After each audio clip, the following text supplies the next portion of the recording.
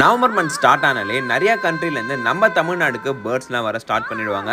இங்கே போகிறதுக்கு முன்னாடி நீங்கள் என்னென்னலாம் ஞாபகம் வச்சுக்கணும்னு சொல்கிறேன், சேவ் பண்ணி வச்சுக்கோங்க. ஹலோ நமஸ்தே, நான் உங்கள் சிவி. இந்த மாதிரி நிறைய டிராவல் கனெக்ட்டுக்கு நம்ம பேஜை ஃபாலோ பண்ணிக்கோங்க.